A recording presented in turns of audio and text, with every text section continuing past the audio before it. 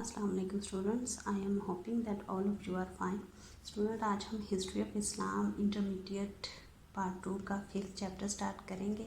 इस चैप्टर में अब्बासी खलीफा हारून रशीद पे तफसील से बहस की गई है। हारून रशीद को अब्बासी खुलफा में अपनी इल्मी काबिलियत, फ़हम व फ़रासत और हुस्न सीरत की वजह से अहम और मुमताज़ मुकाम हासिल है।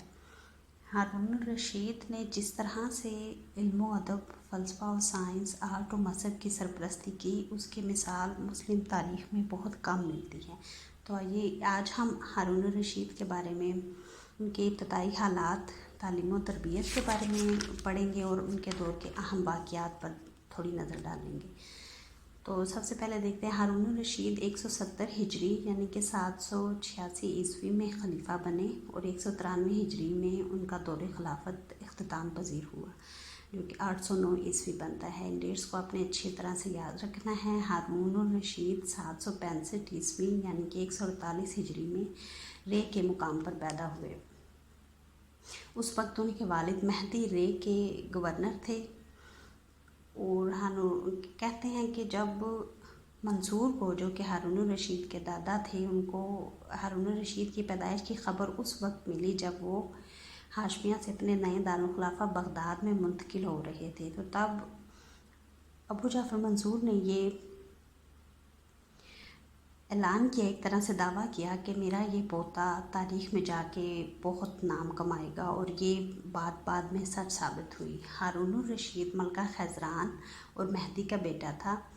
उसने बाद में अपनी कुनियत अबू जाफ़र इख्तियार की। आले ब्रामका के बहुत से अफराद के साथ हारून रशीद की गहरी दोस्ती थी, बल्कि याह्या बरमकी का बेटा जाफ़र बरमकी हारून रशीद का रज़ाई भाई भी था।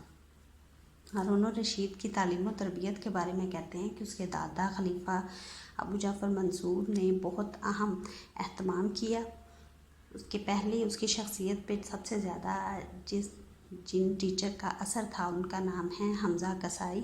इनके बारे में कहते हैं कि इन्होंने हारून रशीद को ज़बान व अदब यानी कि लैंग्वेज और लिटरेचर की तालीम दी, कुरान पाक की क़िरात सिखाई। उसके बाद हारून रशीद के उस्ताद मुफज़्ज़ल बिन ज़बी थे। इनके बारे में भी कहते हैं कि ये अपने दौर में हिस्ट्री और लिटरेचर के एक सिलसिले में बहुत अहम उस्ताद जो गर्दाने जाते थे। इसके अलावा हारून रशीद को इनमें अहदीस का भी शौक़ था और इसके लिए उसने इमाम मालिक के दौर हदीस में भी कई बार शिरकत की। हारून रशीद को शेर व शायरी से भी शगुफ़ था।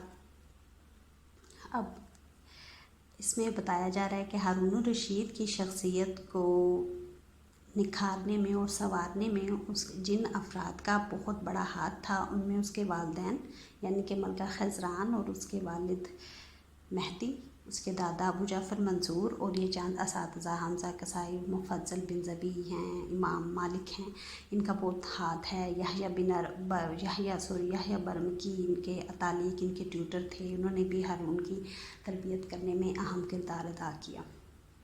इसके बाद देखते हैं, उस ज़माने में इल्मी और अदबी तरबियत के साथ साथ ज़रूरी था कि जानशीन और खुलफा जो हैं उनकी फ़ौजी तरबियत भी की जाए। तो बताते हैं कि हारून रशीद को बड़ी छोटी उम्र में ही फ़नून सिपाहगरी के तमाम शोबों में बड़े एहतमाम के साथ उनकी तरबियत की गई, जिसमें तीर अंदाज़ी शामिल है, शमशीर जनी है, नेज़ाबाजी है। उसके दादा मंसूर ने 10 साल की उम्र में ही उसको अपने साथ एक मुहिम में भी अपने साथ लेकर गए और आखिर आहिस्ता आहिस्ता हारून रशीद ने फ़ौजी काबिलियत और कायदाना सलाहियत की वजह से बड़ी छोटी उम्र में ही अपना बड़ा नाम कमाया।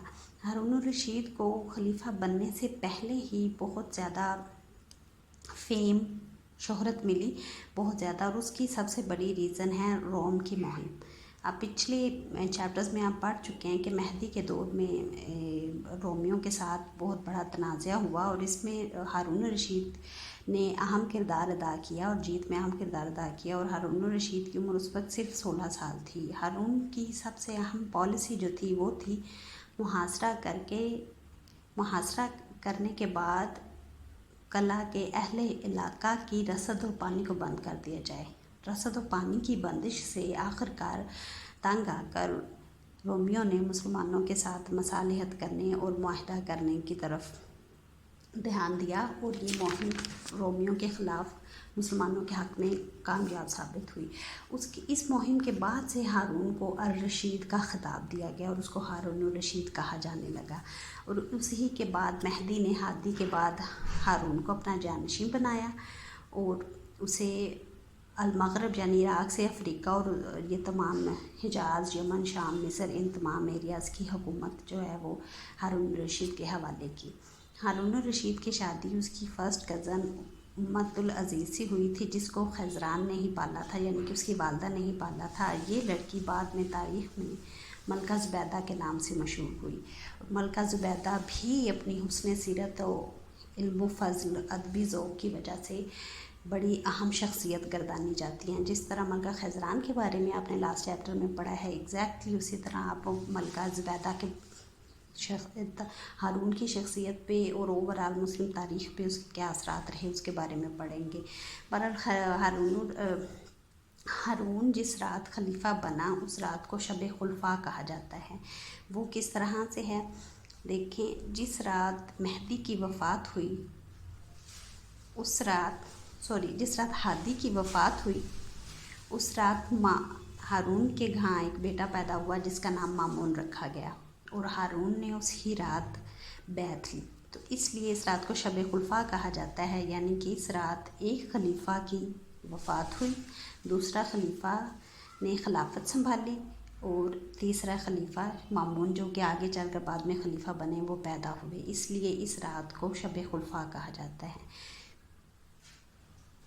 अब हमारा नेक्स्ट टॉपिक है हारून रशीद के दौर में होने वाले अहम वाक़यात और बगावतें। सबसे अहम वाक़या है हारून रशीद की दौर में आगाज़ में उस पर हावी रहे मलका खज़रान और वज़ीर याहिया बरमकी। उसके बाद आहिस्ता आहिस्ता हारून रशीद ने अपना असर जो है वो खिलाफत में और जितने भी हुकूमती काम हैं, पॉलिसी मेकिंग है, उसमें दिखाना शुरू किया।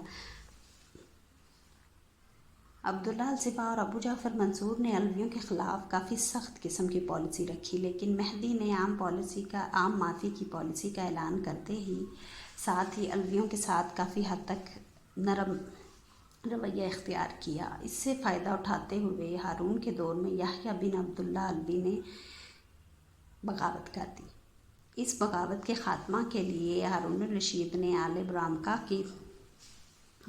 में से उनके ख़ानदान में से फ़ज़ल बरमकी के मशवरा को कबूल करते हुए मुआहदा करके इस बगावत का ख़ात्मा किया। हारून के ही दौर में मूसल और मिस्र में बगावत हुई। ये हारून ने ख़ुद लश्कर कशी करके इस बगावत का ख़ात्मा किया।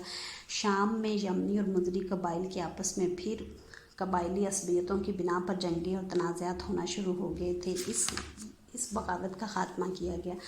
स्टूडेंट, हारून रशीद के दौर की जो बगावत और अहम वाक़यात हैं, बगावतें हैं, वो ये टॉपिक थोड़ा लंबा है, इसको मैंने डिवाइड किया है। आज हम इतना ही पढ़ेंगे। कल इंशाल्लाह हम ख़वारिज की बगावतें और हारून रशीद के दौर में होने वाली रोमियों से जंगों के बारे में पढ़ेंगे। तब तक के लिए अल्लाह हाफ़िज़।